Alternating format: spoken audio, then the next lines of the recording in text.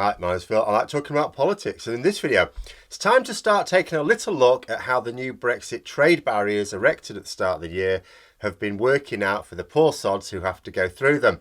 But first, if you'd like to be notified of daily news and politics, please subscribe to the channel and click the bell notification icon. So 2022 is supposed to be the year when the UK applies import checks resulting from Brexit. We weren't in a position to do this last year because we hadn't prepared for them. Checks were applied on British exports to the EU immediately on the 1st of January 2021 because those countries had been getting them ready for years. But the British government had to downplay the disruption that Brexit would bring, or they would have been unlikely to have won the election needed to push it over the line. But having spent not one single day on preparations before we actually left the EU, we were massively behind when the time came to exit the single market and the customs union. As of January the 1st, 2021, all we'd actually done was build some lorry parks. They were useful, of course, because the alternative was lorries backed up from Dover for miles, clogging up the roads of Kent. Apparently the people of Kent, who largely voted for both Brexit and the Conservatives, are none too happy with the lorry parks, but I'm not sure they'd have been any more pleased with not being able to actually use their own roads. But there were no real checks on goods coming into Britain from the EU. So trade for EU businesses was way easier than it was for British businesses. This year is supposed to change that a little bit. January is supposed to be the month of full customs controls. I would still argue they're not really full customs controls, but it's supposed to be, and the much trickier standards controls later this year. Not that anyone has expressed much confidence that the standards checks will be taking place this summer as scheduled. But how are the customs controls going? Well, I did talk about how it was reported on the eve of the measures coming online that the IT system wasn't working. A surprise to nobody. Over the past few days, we've also had a few other little snippets. One poor sod got stuck in France because they'd entered something slightly incorrectly on the system and it wasn't possible to edit it. And mistakes are easily made, it seems. Daniel Lambert, who's a wine merchant, was explaining how you need a code for your exit point from France, but there are 3 of them. And if you enter the wrong one, you have to start the whole process again. EAD is an export accompanying document. For those who are wanting to make sense of these tweets, it's the paperwork that must accompany the goods when being exported to a third country, which is what we now are. There were also reports of the GVMS breaking down. That's the Goods Vehicle Movement System. Goods Vehicle Movement Service. If you want to transport any goods from the EU to Britain, you have to use this system to pre-lodge your documentation.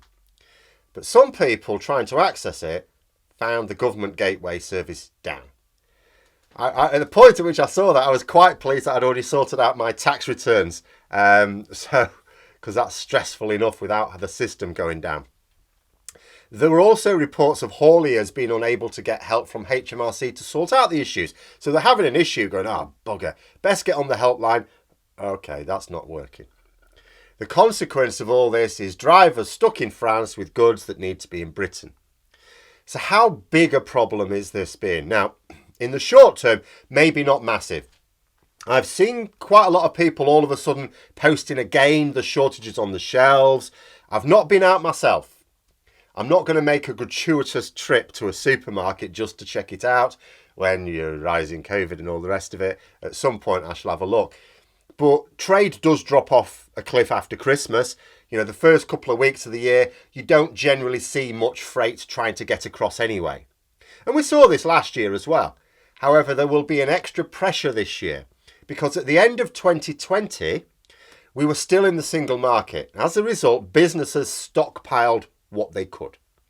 In fact, the end of 2020 saw a massive amount of trade, really. Yes, it was somewhat buggered at one point when France closed its borders over concerns with the Alpha variant, something that happened again with Omicron recently. But the point was that importers took advantage of the last month of hassle-free trade to stock up what they could.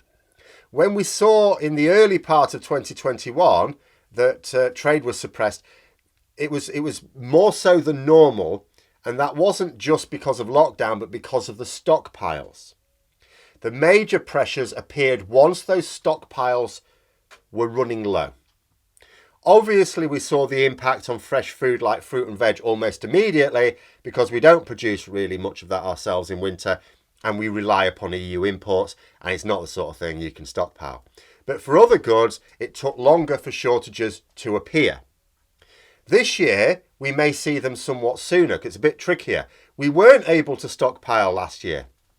In fact, we barely managed to give the impression of stocked shelves for Christmas. Since Christmas, as I say, a lot of people have noticed huge gaps appearing on the shelves again. So in a couple of weeks, I think we can expect demand to increase significantly. If hauliers are still being frustrated with an IT system that isn't working, then that demand will be even harder to fulfill than it was in 2021. But it won't mean loads of tailbacks at ports. Don't be expecting to see lots of photos of tailbacks at the ports. I don't imagine that's going to happen. Remember that you need to get everything on the IT system before you even get to the port itself. Now, if you can't do that, if that's where the issue is, if you're a lorry driver, you're not going to bother driving to the port when you know full well your documentation isn't right. And we did see a similar thing in 2021 as well. The backlog wasn't on the roads, it was at the warehouses when people like John Redwood kept trying to say, where's the queues then? In the warehouses, in the depots, because the lorries couldn't set out to the ports because they couldn't get the documentation right. If you can't get the documentation right, no point in trying to hit the road because you will just be wasting time and fuel. I guess the same thing will be happening again. There won't be lots of photographic evidence of the delays other than photos of no traffic at Calais and Dover. The evidence of any problems will be in the lack of trade taking place. No lorry driver wants to set off until they're sure that they're going to be able to get through. Now, some may be optimistic that the teething problems, which is undoubtedly what they'll be called by the government when someone bothers to ask them, will be sorted before trade ramps up later this month. To that, I would ask why the system was even built to not allow an edit where a mistake was identified, and how there was no adequate stress testing for the system. Because those aren't teething problems, they're design failures in the system. Also, on the subject of errors, I'll say the same thing as I did last year. Some may imagine that hauliers are making mistakes now. Yeah, of course they're making mistakes. It's a new system. Yeah, it's terribly complicated. You know, trade with a third country and all that. But they'll learn from it. They'll get used to the system. They'll get on a hang of it in a few weeks. No again. Trade right now is naturally suppressed because it's early January.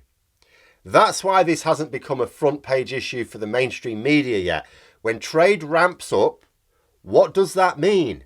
It means we need more lorry drivers. We need to ask more lorry drivers to transport goods from the EU to Britain. That means, by definition, a load of hauliers who have not yet used the system.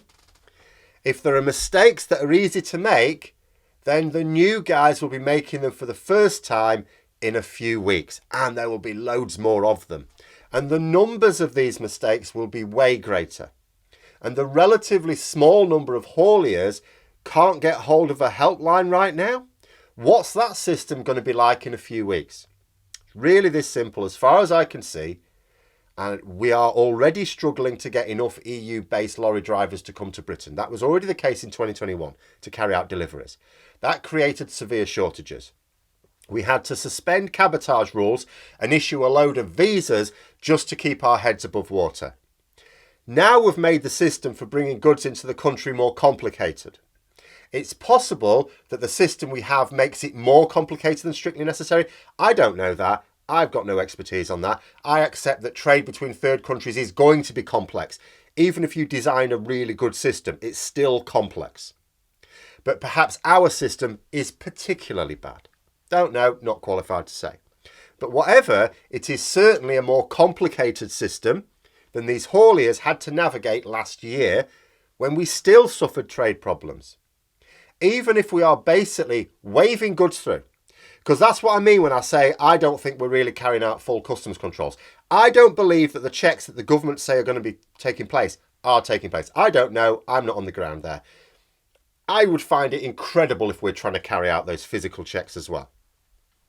So surely we must be waving things through. But even if you are, I find it difficult to believe that we are carrying out any checks at all. But even if we are waving things through, and that will ease things as much as you can, if drivers cannot get their paperwork sorted out on the system, there's nothing to wave through. There's no way in which this does not create a bigger problem than we already had in the first year of Brexit. And it will also result in the same consequences for the British public: less choice and higher prices. It can't be anything other when you erect a trade barrier. But I'll keep my eye on things. We'll be interested to see how it develops over this month and 2022 in general. But for now, those are my thoughts. Let me know yours in the comments below. Hope you found the video interesting. If you did, don't forget to click the like button. If you'd like to support the channel further, please also click the Patreon link for details. And until next time, I'll see you later.